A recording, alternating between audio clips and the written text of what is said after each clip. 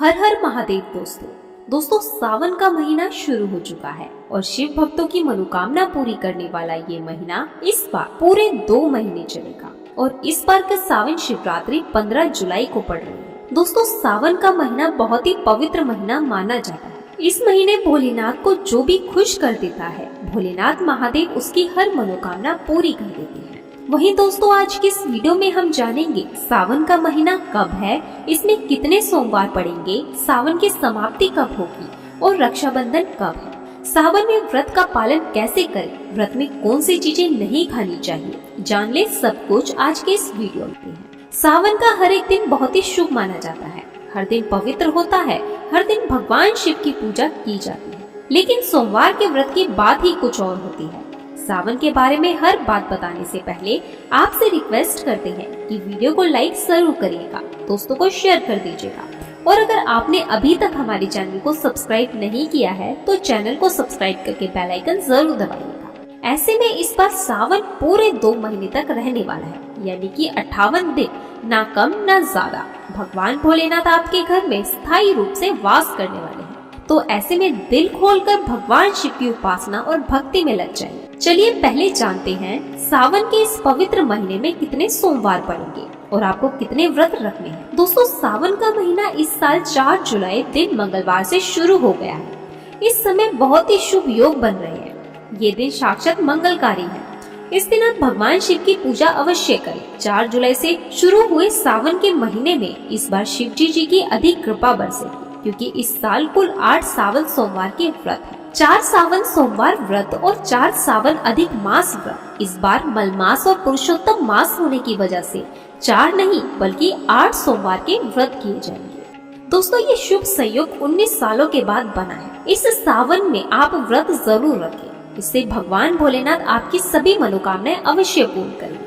सावन की समाप्ति होगी 31 अगस्त को और रक्षाबंधन का त्योहार मनाया जाएगा 30 अगस्त बुधवार के दिन, यानी सावन समाप्ति होने से एक दिन पहले रक्षाबंधन का पर्व मनाया जाएगा। ऐसे में अब चलिए जान लेते हैं सावन के इस पवित्र महीने में कौन सी गलती नहीं करनी चाहिए जिससे कि शिव जी नाराज हो। और सावन व्रत में ये फल तो कभी मत खाना, नहीं तो भगवान भोलेनाथ आपसे क्रोधित हो सकते हैं, आपका व्रत भी टूट सकता है। आइए जानते हैं कुछ ऐसी सावधानियां जिन्हें भूल कर भी नहीं करनी चाहिए। वो है सोमवार का व्रत हो या सावन का व्रत, आपको नाशपाती नहीं खाना चाहिए। दरअसल इस फल का नाम ही नाशपाती यानी कि नाश करने वाला होता है, इसलिए इस फल को व्रत में नहीं खाना चाहिए।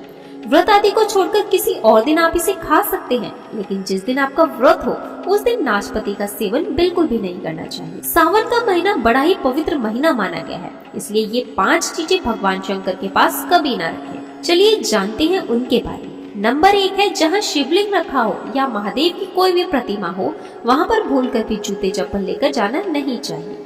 जरा सोचिए, जब आपके कमरे में कोई चप्पल लेकर प्रवेश करता है तो आपको कितना क्रोध आता है। तो इसी कारण महादेव भी आपसे नाराज हो जाते हैं और आपको मिलने वाला फल नष्ट हो जाता है। तो है अक्सर महिलाओं को मासिक धर्म आ जाता है और वो बिना किसी को बताए पूजा पाठ कर लेती है, जो कि शास्त्रों में वर्जित माना गया है। इस समय महिलाओं को जानकर भी अनजान नहीं बनना चाहिए। अगर आपको मासिक पीड़ा है तो घर के मंदिर में या बाहर के मंदिर में प्रवेश नहीं करना चाहिए। चाहे घर का मंदिर हो या बाहर का मंदिर, किसी भी मंदिर में ऐसे व्यक्ति को प्रवेश नहीं करना चाहिए जिसने स्त्री प्रसंग अर्थात संभोग किया हो या उसने मांस खाया हो। अगर आप शारीरिक रूप से गंदे हैं तो मंदिर के आसपास भी नहीं जाना चाहिए। घर के बने मंदिर पर कोई कपड़ा आदि डाल देना चाहिए। जरा आप ही सोचिए कि आप मांस खाकर या स्त्री के साथ शारीरिक संबंध बनाकर भगवान के पास जाएंगे और क्या वे आपसे प्रसन्न होंगे? बिल्कुल भी नहीं, वो आपसे क्रोधित हो सकते हैं, आपसे नाराज हो जाएंगे। शास्त्रों में इसे घोर पाप माना गया है, इससे व्यक्ति नरक में जाता है। ऐसा दुष्ट स्वभाव मनुष्य की बर्बादी का कारण माना गया है। जब देवी शक्तियाँ नाराज होती हैं तो लाजमी है कि घर में कंगाली और गरीबी आने लगती है, लड़ाई झगड़े बढ़ने लगते हैं, तो ऐसा कभी मत करना। नंबर 3 है, शास्त्रों में बताया गया है कि जहाँ होता है शिवलिंग वहाँ पर सभी देवी शक्तियाँ सक्रिय रहती है। जिसके घर में शिवलिंग होता है वो व्यक्ति महादेव की कृपा सदैव पा लेता है। वास्तु शास्त्र के अनुसार शिवलिंग से हर वक्त ऊर्जा का संचार होता रहता है, इसलिए शिवलिंग पर जल धारा हमेशा होनी चाहिए, जो ऊर्जा को शांत रखता है। कुछ लोग अपने घर में शिवलिंग तो रख लेते हैं, लेकिन वो कभी हफ्ते में 1 बार जल चढ़ाते हैं, तो कभी बिल्कुल भी अच्छा नहीं माना जाता। दोस्तों पौराणिक मान्यताओं के अनुसार बेलपत्र चढ़ाने से शिव जी का मस्तक शीतल रहता है। बेलपत्र से भगवान शिव की पूजा करने से दरिद्रता दूर होती है, व्यक्ति सौभाग्यशाली बनता है। इससे हनुमान जी भी प्रसन्न हो जाते हैं क्योंकि वे शिव के ही अवतार हैं और इस बात को शायद ही कोई जानता हो। दोस्तों अब आप ये जान ले कि बेलपत्र का उपयोग और इसके लाभ कैसे मिलते हैं। नंबर 1 है, तीनों लोकों में जितने तीर्थ स्थल प्रसिद्ध हैं, वे सभी तीर्थ स्थल बेलपत्र की मूल भाग में स्थित माने जाते हैं। इस बात को शायद ही कोई जानता। नंबर 2, अगर बेलपत्र का वृक्ष घर के बीचों बीच या पूर्व दिशा में लगा हो तो घर में धन धान्य की कभी कमी नहीं रहती है। सावन के पवित्र महीने में अचानक से आपके सपने में अगर शिवलिंग दिखाई दे जाए, अर्थात भगवान शिव दिखाई दे, तो इससे आपको समझना चाहिए कि अब आपके जीवन से परेशानियों का अंत जल्द ही हो जाएगा। भगवान शिव आपकी सच्ची भक्ति से बहुत प्रसन्न है और वो अब आपके घर में आने वाले हैं। ऐसे में याद रहे कि भगवान शिव की भक्ति में कोई भी कमी ना आने दें। घर को गंदा न रखें क्योंकि आपके घर में भगवान शिव पधारने वाले हैं। नंबर 3 है, शास्त्रों के अनुसार माना गया है कि नीलकंठ पक्षी भगवान शिव का प्रतीक है। अगर आपके घर में सावन के महीने में नीलकंठ छत पर आकर बैठ जाए तो उसे भूल कर भी मत भगाना क्योंकि ये भगवान शिव का प्रतीक माना गया है। ऐसे में आपको खुश हो जाना चाहिए क्योंकि भगवान शिव आपकी भक्ति से बहुत ज्यादा खुश है। शास्त्रों में बताया गया है कि नीलकंठ अगर मनुष्य के घर पर आकर बैठ जाए तो ये घर में साक्षात महादेव शिव के आने का संकेत है। अब आपके बुरे दिन जाने वाले हैं।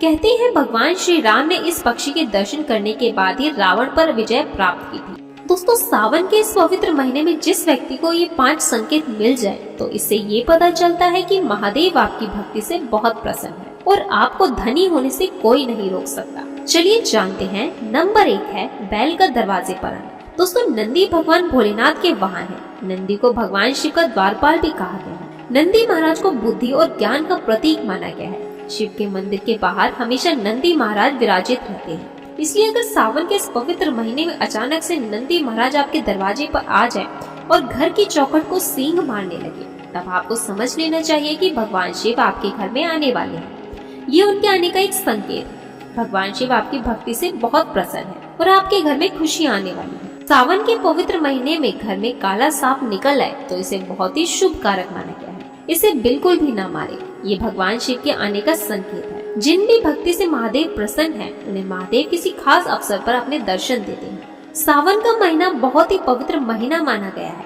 यही वो महीना है जिसमें भगवान शिव धरती पर आते हैं और उसी घर में अपना वास बना लेते हैं जो सच्चा भक्त होता है। सपने में किसी मंदिर में नाग नागिन का जोड़ा देखना बहुत ही शुभ कारक माना गया है। ये घर में शिव के आने के संकेत है। अब आपके खुश होने का समय आया। दोस्तों वहीं सावन के महीने में ये 4 राशियां होने जा रही हैं माला माल। आखिर कौन सी है वे 4 राशियां जिन पर पड़ेगी शिव की कृपा? तो आइए चलिए जानते हैं विस्तार से सब कुछ। चलिए जान लेते हैं दोस्तों सावन शिवरात्रि से ही ये 4 जो भाग्यशाली राशियां बनने जा रही हैं उसके बारे में। तो मित्रों सबसे पहले नंबर पर आती है कुंभ राशि, जिनके नाम का पहला अक्षर गु, गे, को, सा, सी, सु, से, सो, दा से शुरू होता है, उनकी कुंभ राशि होती है। दोस्तों कुंभ राशि वाले लोगों का सावन का महीना बहुत ही अच्छा है और शुभ साबित होने वाला है और कुंभ राशि वालों पर सावन के महीने में भगवान शिव शंकर की विशेष रूप से कृपा बरसने वाली है। आपकी मेहनत रंग दिखाएगी। अगर आप कुंवारे हैं, सिंगल हैं, तो जल्द ही माता पार्वती जी के आशीर्वाद से आपके जीवन साथी से मुलाकात होगी।